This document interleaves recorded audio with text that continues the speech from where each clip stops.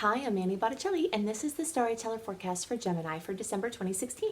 Go to my website, anniehelpsyou.com. Check out what's new on my blog, and if you would love to be a coach, have that be your new profession, and have a successful online business doing this, check out my new course, Creating Successful Online Business Combined with Coach Certification course.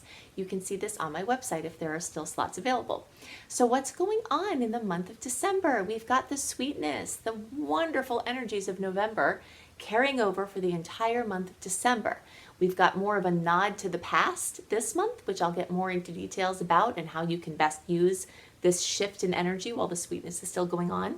But first I want to talk about something specific for Geminis. I'm calling the theme of this month for Geminis, Mastering Interdependence. For all Geminis, early, middle, and late degree placements, you have a theme that started that will continue for a while of personal planets moving through your 7th and 8th houses. The 7th and 8th houses are the two houses of partnership, relationship, synergy, working in cooperation, being on the same team, working together for certain outcomes, getting resources from other people, merging your power with other people's power. So all of these things are themes that will be present for this month and beyond. There are many things that keep us from showing up in relationship the way we'd really like to or the way other people wish that we would. And a lot of those things have to do with things that happened in our past. So in our childhood, maybe even before then, difficult things, patterns that we take with us that tend to attract more of the same pattern. My all-time favorite book, and I've talked about this before and I will talk about it again, is The Presence Process. And I'm bringing it up again now because in order to have the best relationships possible, the things that happened below your scar level, which are the things that happened in your childhood, have to be healed so that when the new skin that takes form in the shape of your life moves on in these 7-year cycles of our lives, that your new experiences can take the new healed version and not the same scar imprint that happened below that level. Basically, from the time until we're around 7 years old, so like between 6 and 8 years old, we are not wired for mental constructs. The brain goes through a massive change in how it works between 6 and 8. And if you ever are around kids at that age, you see the light starts to come on and then something happens and wow, they're totally different. They're waking up out of their dream world. They're getting more in their bodies. Something happens. What's happening is their brain hemispheres are shifting for mental constructs. So once that happens, how we've stored energy or information before then is now a different language than we will speak for the rest of our lives. So we can intellectualize that kids process things differently and you can kind of see, wow, they're doing something different than we do. But this becomes important when you're trying to maximize your relationships, as is the theme for this time, because if you have patterns in your life that are debilitating you, that keep showing up in your relationships, then you have to heal them in the language that they were formed below the scar level before that age. And the presence process teaches you how to convert adult speak into child speak, heal at the layer below the scar level. So when your new life forms with new patterns, it takes the configuration of the new healed energy. This is a magical process. So I highly recommend it. You can get it on Amazon. It's by Michael Brown. There are another couple of resources that I think will be great for maximizing the potentials for Geminis this month and for the months to come. Another book called Nonviolent Communication by Marshall Rosenberg. Very often we have wired into us a violent way of speaking without realizing it because we were imprinted by our parents who were imprinted by their parents. I know specifically I grew up in New York City. My parents have strong New York accents and curse words were commonly woven into how I experienced life, and how things were said to me in such a way that, there's city involved in there. There's city language imprinted into the being. And I know many people have their own version of that.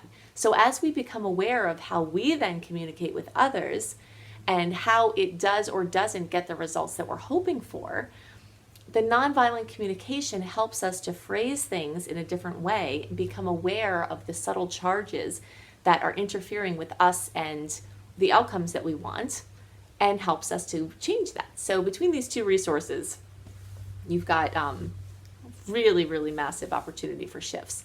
Actually two other things I'll recommend for maximizing these 7th and 8th house opportunities for Gemini are Bach flower remedies, BACH flower remedies. I have almost all of these remedies in my house, but two specifically for Geminis, especially at this time. One is willow. You can get these online, on Amazon, at health food stores. You just drop them in your water, and they help to balance out energies that you're working with.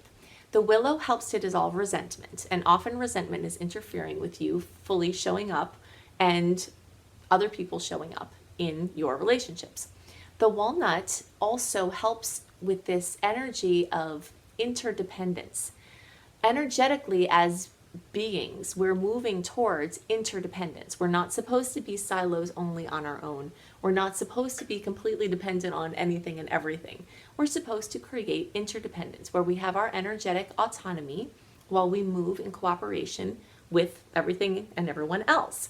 That is interdependence. That is where we're going. And this period of time holds masterful opportunities for mastering interdependence, and the walnut can assist you in that. So these are things specific for Gemini. I want to talk about these need-to-knows about the general astrology and placing December on the timeline with the retrogrades coming up through May 2017. So I'm calling the month of December the general theme of the month of December that will hold true for all signs, gifts from the past.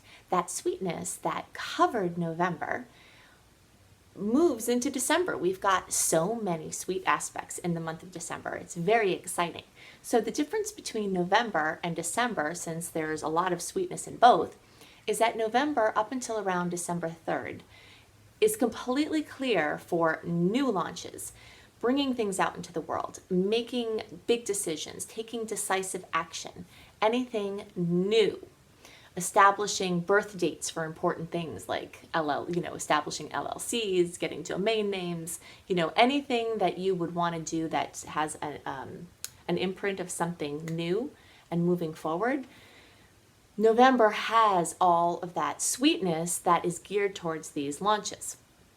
However, December, starting after December 3rd, the Mercury retrograde shadow energy starts to seep in, and it begins this very long-term theme through the end of May of 2017 of moving backwards, trying things on, looking back to the past, studying, researching, planning, getting things ready in the backdrop, studying for and to push forward at the end of May, June, July of 2017.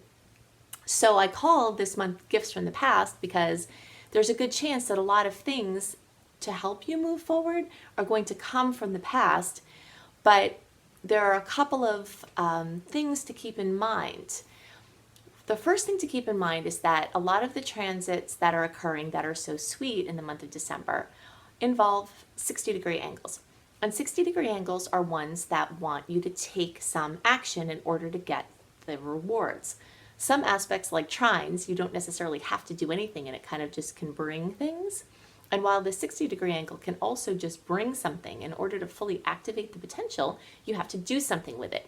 So there is action requested throughout the month, but we have to remember two important points. The first is that since this retrograde energy is starting to come in, it's important to not work too hard or push too hard for certain outcomes.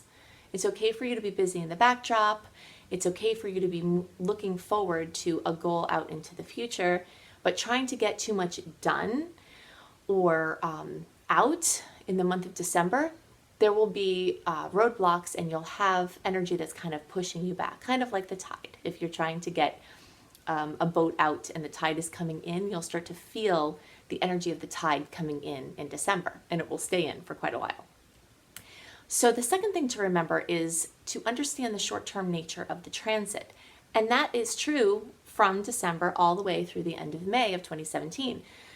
So it doesn't mean you can't do anything for this 6 months. We saw very similar energy last year moving into January through the summer of 2016 because we had Mars retrograde. When we have a succession of personal planets in retrograde, the energy is just sort of not wanting your final product to be pushed out at that time, but you can make plenty of headway. It's just kind of going back and in. So, as I mentioned before, like studying, researching, planning, organizing, experimenting, trying things on, moving along a continuum that you've already started. So, let's say you launched a blog in November. Blogging throughout December through all these retrograde planets through May is totally fine. You just want your launch of your blog to occur in the good launch time. If you can't launch because you've missed the opportunity to do that, it doesn't mean you can't be working on activating your goal. Now, we'll use the blogging as an example there. Let's say you have this idea for this blog, but you didn't launch it in good stars, but you're excited to get going on it. The best way to handle that is to write your articles, but don't publish them. Get really clear on the direction of your blog and just do all of this work in the backdrop. And then when the stars are good again, next summer or winter for our friends down under, then you can take all the stuff you've done and just post it and push it out. So that's a really good example of what we're trying to do here. A time to try things on. So besides a little bit of challenge in the middle of the month and kind of an overtone of a challenging transit, the rest of the month is super sweet. So for those in the United States or whoever else has holidays at the end of the month, there are beautiful holiday transits all through the end of December. And then at the same time, there's this concurrent theme of Jupiter in Libra opposing Uranus in Aries. So what we need to know about that is that this energy doesn't come together very often. It happens once every 14 years or so. So the theme is necessary change to bring about expansion. Lately, I've been seeing the woodpecker. I always look for the messages that the plants and the animals and whatever else has for me. And this theme of the woodpecker is coming up really strong as I was planning to do these horoscopes. I saw woodpeckers or heard woodpeckers several times in my organizing process for the horoscope. So I feel like it's relevant here. The woodpecker in the Animal Tarot deck that Ted Andrews put together, which I love all of his work, talks about doing things in new and unique ways that are specific to your way of moving in the world. When the woodpecker shows up or this transit shows up, that will be a theme in December. It's a challenging theme, but it's happening at the same time as all these other sweet aspects. It's demanding that you figure out how you can do what has to be done in your own unique way. So you might have to break with tradition by using wisdom from the past or intuitive understandings. Some other things that are helpful for this transit are utilizing group connections. The energy really wants this connecting with other people. So Uranus rules the internet and it also rules social interactions. So there are many people that have this gap between where they are and where they want to be. And what will fill that gap in is connecting with other people and being part of a group of like-minded people where they can get support, etc. So that's one other way. Something else that is a major theme for this transit is befriending the internet. And if you've already befriended the internet, getting to know more about it and how it can serve your purposes. And that's part of what this clash is about, Many people really need the internet to do what they really want to do, but they're afraid, as you should be cautious, and it's important to be educated. But at the same time, you have to push through that resistance, and this theme of this transit is very much about pushing through resistance. So I'm going to give you the great dates in this month of December, and please note that every date that I give you, you can always have the potential to feel the energy of that transit before or after the actual transit, okay? And also, if you would like to see why these transits are good and get more information about the month ahead for your planning purposes, definitely sign up for my free email newsletter on my website, anniehelpsyou.com.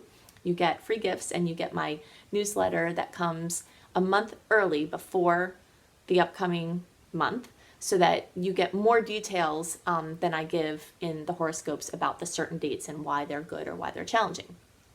So the good dates for December are the 1st and 3rd. Those are your last good days for launches. 6th, 9th, 10th, 11th, 12th. 13th, 24th, 25th, 27th, 28th, and 30th. The challenging dates, and some of them are the same, there are other challenging aspects happening on some of these good dates, are, okay, so the challenging dates, 10, 13, 19, 26th, and 28th. Okay, so definitely go to my website, see what's new on my blog, anniehelpsyou.com. If you would love to be a coach and help other people with anything in their lives, spiritual coaching, intuitive coaching, life coaching, abundance coaching, wellness coaching, relationship coaching, diet, wellness coaching, you will love my new coach certification course. And there might still be room if you check on the website. This also includes my online business course to help you to do your coaching online. So check it out on my website, anniehelpsyou.com. I hope you have a wonderful month, and I will see you next year. Bye.